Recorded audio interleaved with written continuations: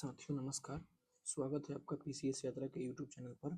हम लोग 72 बीपीएससी के लिए क्या मेंस आंसर राइटिंग जो स्टार्ट किए थे वो फ्री में था, ठीक है।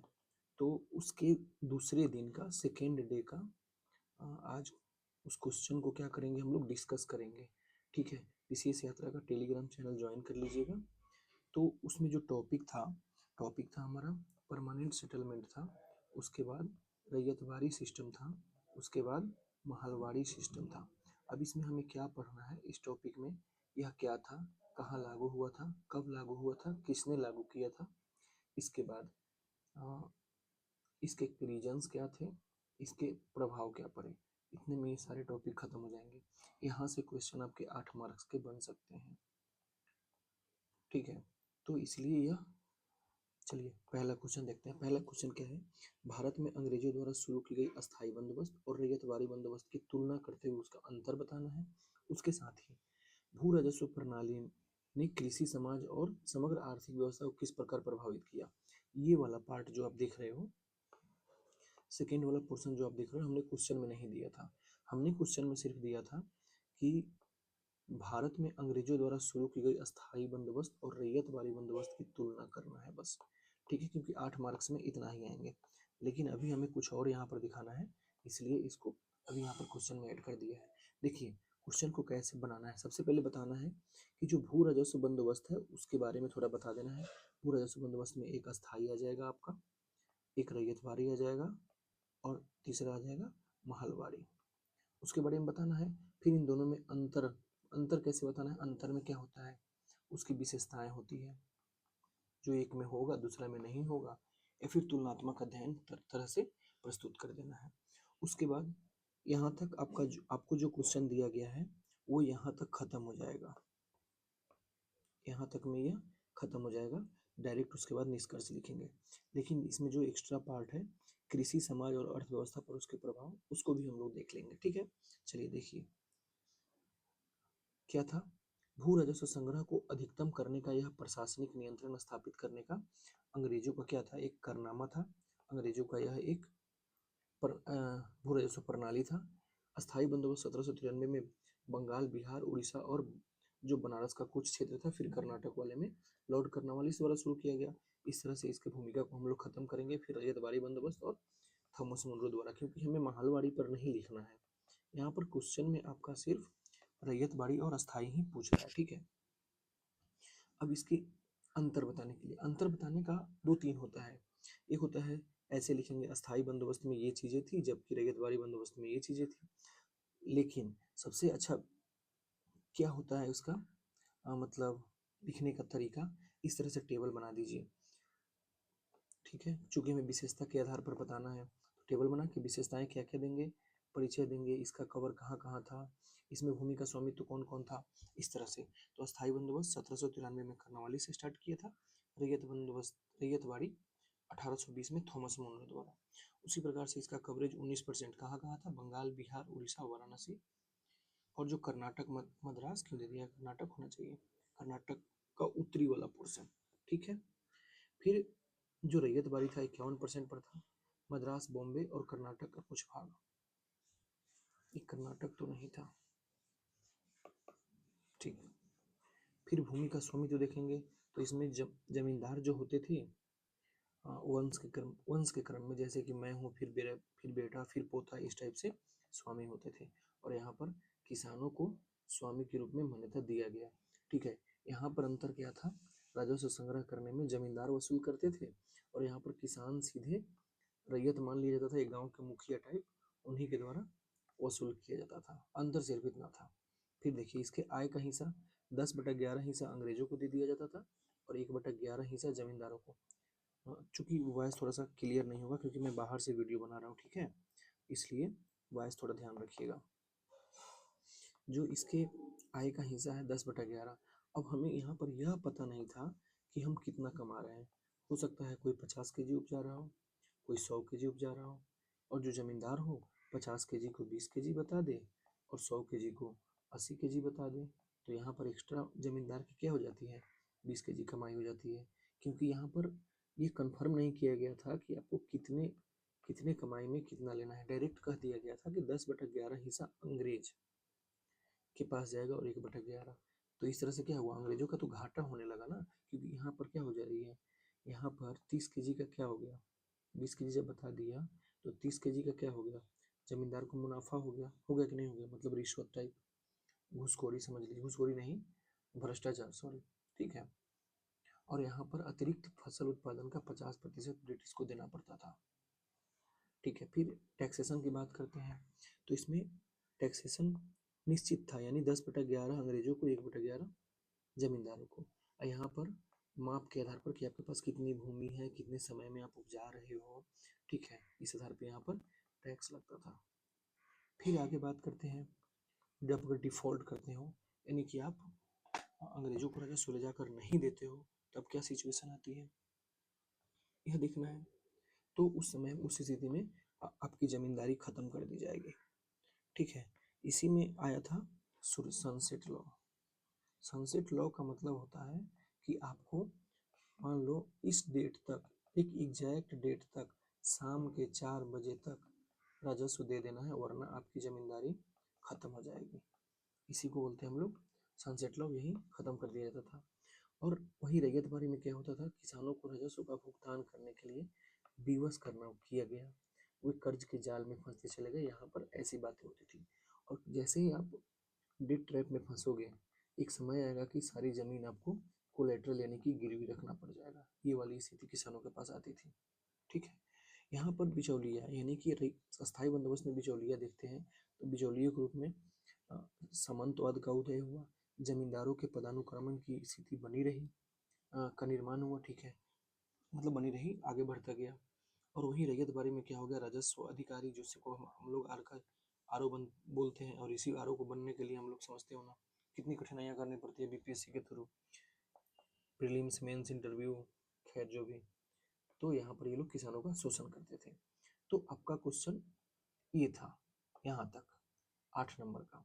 और उसके बाद अगर आप लिखोगे तो डायरेक्ट इसका निष्कर्ष लिखना है, अस्थायी बंदोबस्त ने किसान और कृषि विकास की कीमत पर जमींदार को सशक्त किया, ठीक है। आपका निष्कर्ष कैसा होना चाहिए, निष्कर्ष अपना आपका फ्यूचरिस्टिक होना चाहिए कि इसका फ्यूचर में क्या प्रभाव पड़ा।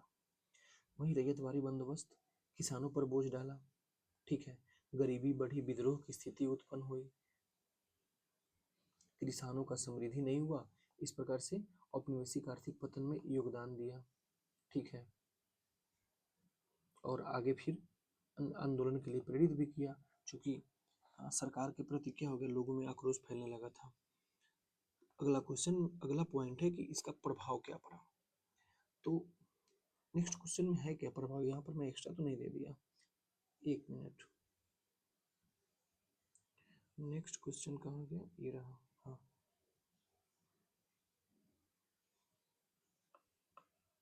नेक्स्ट क्वेश्चन है, भारत में ब्रिटिश भू राजस्व नीति को, ओ सॉरी, वहाँ पर एक्स्ट्रा दे दिया गया था, इसके आकार देने वाले प्रमुख कारक और इसने भारतीय समाज को कैसे प्रभावित किया, सेम था, सेम क्वेश्चन है, प्रभाव वाला वहाँ पे जो हम लोगों ने भी देखा, ठीक है। तो क्वेश्चन के कितने भाग, 3 भाग, एक इंट्रो, दूसरा मेन बॉडी, तीसरा कंक्लूजन। इंट्रो में आपको क्या लिखना है, इसका परिचय देना है, भू राजस्व नीतियों का परिचय देना है, जिसमें 3 प्रकार के थे सॉरी, थे तो बहुत लेकिन इंपॉर्टेंट 3 थे, एक परमानेंट सेटलमेंट, एक रैयतवारी सिस्टम, एक था महलवारी सिस्टम, ठीक है। मेन बॉडी में क्या लिखना है, मेन बॉडी का यहाँ 2 भाग है, कौन कौन से इसके कारक थे जो इसको लागू करने के लिए प्रेरित किया, और फिर जब ये लागू हो गए तो हमारे समाज पर क्या प्रभाव पड़े, हमारे समाज पर समाज सांस्कृतिक, आर्थिक, राजनीतिक, ये सब प्रभाव तो पड़े ही होंगे, उस आधार पर हम लोग देखेंगे। लास्ट में कंक्लूजन, आखिर इसका मतलब क्या रह गया, वही जो भी हम लोगों ने कंक्लूजन देखा सेम वैसा ही इसमें भी आगे बढ़ा देना है। देखिए, तो इसका ये रहा भूमिका, अंग्रेजों ने अपने शासनकाल के दौरान ऐसी ऐसी व्यवस्थाएं लागू की, ठीक है, आकार देने के जिसके प्रमुख कई कारक थे। यहाँ पे आपको बताना है तो बता दीजिए, 1793 में कर्नवालिस ने, इसको बता दीजिए थॉमस मुनरो ने ऐसे स्टार्ट किया था, ठीक है। इसके कारक थे, क्या हो सकते हैं कारक, आर्थिक कारक हो सकते हैं, फिर क्या हो सकता है कारक, चलो आ जाओ ऐसे ही देखते हैं। आर्थिक कारक क्या था, अस्थायी बंदोबस्त और अन्य बंदोबस्त को राज्य के लिए एक निश्चित और स्थिर आय के रूप में देखा जाता था। आर्थिक कारक क्या था कि अंग्रेज यह सोचते थे कि अब हमें यहाँ निश्चित रूप से अब आय मिलने लगेगा, ठीक है। उसके बाद जो हमको टैक्स कलेक्ट करने में जो हमें खर्च होती है वह खर्च हमें नहीं करना पड़ेगा, वह जमींदार ही कर डालेंगे, जमींदार अपना काम करेंगे वहाँ से, ठीक है। इस तरह से राजस्व प्राप्ति होगी और एग्रीकल्चर में क्या होगा, सुधार होगा। यह तो नाम की बात है, एग्रीकल्चर में रिफॉर्म ऐसा कुछ हुआ नहीं, ठीक है। एक बात ध्यान रखिएगा, जो अंग्रेज थे, जो ब्रिटिशर्स थे, जितने भी रिपोर्ट लाते थे ना, रिपोर्ट हो गया कोई कुछ कुछ स्कीम्स भी, वो काफ़ी उनका स्ट्रांग होता था, लेकिन इसका इम्प्लीमेंटेशन नहीं हो पाता था, समझे। तो ये रहा आपका आर्थिककरण।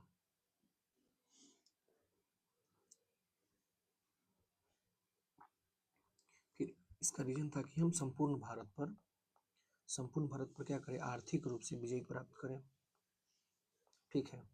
और इसमें कहीं ना कहीं वो सफल रहा भी। फिर उच्च प्रशासनिक सेवा में हजारों अंग्रेजों के रोजगार के लिए भुगतान करने के लिए उन्हें क्या मिलता, इस टैक्स से रुपए मिल जाते, ठीक है। फिर क्या हुआ, उनको पता था कि अब लग रहा था 1757 के बाद कि हम धीरे धीरे लोग अब क्या करने लगा है, हमारे विरोध करने लगे लोग, विरोध 1757 नहीं, जो भी 1764 के बाद इनको विरोध की स्थिति का आभास होने लगा। तो इनको लगा कि क्यों ना हम यहीं पर, क्यों ना हम मतलब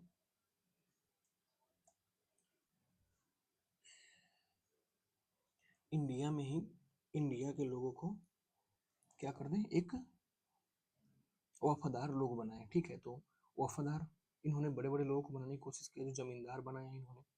फिर और काफ़ी आसान हो गया फिर ये टैक्स कलेक्ट करने में, और उन लोगों को आराम मिलने लगा अंग्रेजों को।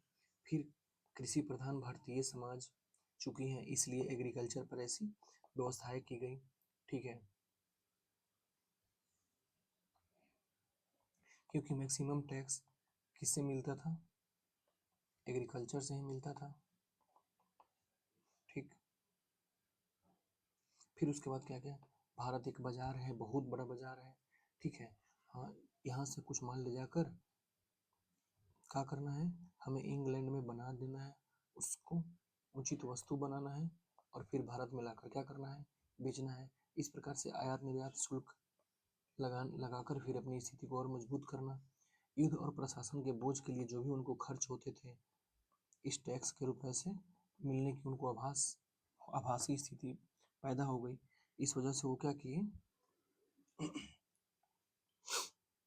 यह काम करने लगा, ठीक है। फिर ब्रिटिश भूमि राजस्व नीतियों का प्रभाव क्या पड़ा, प्रभाव देख ही रहे हैं, ग्रामीण अर्थव्यवस्था जर्जर हो गई, यहाँ टैक्स, कर्ज, फिर खेती, क्या हो गया, लोग मजदूर हो गए, खेती जिसके पास खेत था वो मजदूर होते चले गए धीरे धीरे, तो ऐसी वाली स्थितियाँ उत्पन्न हो गई।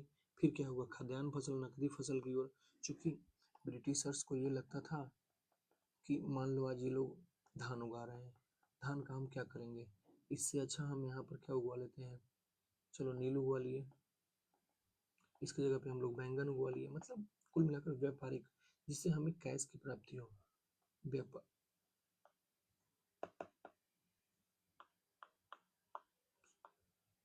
तो इस तरह से ये चीज़ें हो गई। फिर आगे देखेंगे तो ये खाद्यान्न की कमी और अकाल, क्या हो गया था, पेन खराब हो गया था क्या, खैर। फिर आगे खाद्यान्न की कमी वाली स्थिति पैदा होने लगी, क्योंकि लोग तो हो गए अब मजदूर। अब जब लोग लेबर बन गए, क्या हो गए, डेट में फंस गए, ज़्यादा से ज़्यादा कर्ज हो गया, साहूकार की डांट सुननी पड़ती थी, ठीक है। उसके बाद अपनी ज़मीन बेचकर ज़मीन छोड़ना पड़ता था, पैसे देना पड़ता था, ज़मीन छोड़ना पड़ता था। फिर बुरी तरह से वो लोग प्रभावित होने लगे। फिर क्या हो गया, अकाल की स्थिति पैदा हो गई, जिसमें लाखों लोग काल के गाल में समा गए। फिर साहूकारों में वृद्धि हुई, क्या हुआ ना, भूमि बंदोबस्त ने राजस्व के नकद भुगतान वाली बाजार अर्थव्यवस्था की शुरू कर दी। इससे क्या हो गया, कैश वाला सिस्टम स्टार्ट हुआ। इससे क्या हो गया, साहूकारी गतिविधि में वृद्धि हुई, क्योंकि क्या हुआ, ये लोग किसान जो थे कर्ज में डूब गए, और जो भी साहूकार व्यापारी लोग थे इनका शोषण करते थे। फिर असमानता बढ़ा क्योंकि एक तरफ साहूकारों की संख्या में वृद्धि हो रही है,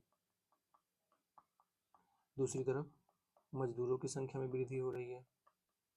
ठीक है, तो अब समानता क्या हो गया, बढ़ने लगा था, ऐसे होने लगा था समानता, सॉरी असमानता की स्थिति। ठीक, फिर हस्तशिल्प उद्योग खत्म हो गया, चूंकि इतना ना जमींदार इनका शोषण करने लगे। फिर सारी चीजें होने लगी, फिर हस्तशिल्प ने खेती का सहारा लिया, जमीन पर और दबाव बढ़ने लगा, कच्चे माल की कमी हो गई, फिर उद्योग प्रभावित हो गए। ठीक है, फिर स्थानीय प्रशासन पर प्रभाव पड़ा, चूंकि इसमें ग्राम पंचायत को दो मुख्य कार्य, एक भूमि बंदोबस्त और न्यायिक कार्यकारी कार्यों से वंचित कर दिया गया। तो क्या हो गया, जब पंचायत को इन चीजों से काम खत्म कर दिया गया, ये अधिकार हटा दिया गया, चूंकि पंचायत का ही काम होता है, तो क्या हो गया, स्थानीय प्रशासन पर प्रभाव तो पड़ेगा ही पड़ेगा। ठीक है, कुल मिलाकर आप देख सकते हैं कि कृषि में ठहराव और गिरावट के रूप में सामने आया, चूंकि अंग्रेजों का कहना था कि एग्रीकल्चर क्या होगा, इससे डेवलप होगा, लेकिन ऐसी कोई स्थिति पैदा हुई नहीं। ठीक है, फिर व्यवस्था के कारण, इन सारी व्यवस्थाओं के कारण एक विद्रोह का श्रृंखला हुआ, लोगों में क्या हुआ, आक्रोश हुआ, किसानों की दुर्दशा, विद्रोह का एक, और बहुत सारे विद्रोह फिर आगे हम लोगों ने देखा है। हाँ, विभिन्न प्रकार के पीजेंट मूवमेंट हम लोगों ने देखा है, जगह जगह पर मुंडा विद्रोह हो गया, संथाल विद्रोह हो गया, फिर केरल में विद्रोह हुआ, फिर तमिलनाडु में हुआ, फिर जम्मू कश्मीर की तरफ में हुआ, तो ऐसी वाली स्थिति पैदा हो गई। तो ये डे 2 था। डे 3 का टॉपिक दे दिया गया है टेलीग्राम पर। ठीक है, उसका क्वेश्चन भी आज दे देंगे, और कल फिर उसको हम लगातार 5-6 दिन आपको आंसर डिस्कस करके बताएंगे कि कैसे लिखना है। उसके बाद हर 2 से 3 दिन पर हम आंसर डिस्कस करेंगे। ठीक है, अभी हम 72nd बीपीएससी के लिए मेंस बैच लाएंगे, उसमें प्री भी रहेगा, बहुत कम ही फी रहेगा, 800 से 1000 के बीच में फी रहेगा। ठीक है, और आपको 5 मंथ्स में हम मेंस पूरा क्लियर करेंगे। ठीक है, उसके बाद प्री करेंगे। ठीक, उसके बाद आपको इसमें क्या रहेगा ना, 1-to-1 आपको इंटरेक्ट होने की बात रहेगी, आप कभी भी कॉल, फोन, मैसेज कुछ भी करके आप अपनी प्रॉब्लम को सोल्व कर सकते हो। ठीक है, इसमें आपको धीरे धीरे चीज़ें बढ़ाई जाएगी, जैसे जैसे मेंस खत्म होगा, फ्री में टेस्ट आपको इंक्लूड कर दिया जाएगा इसमें।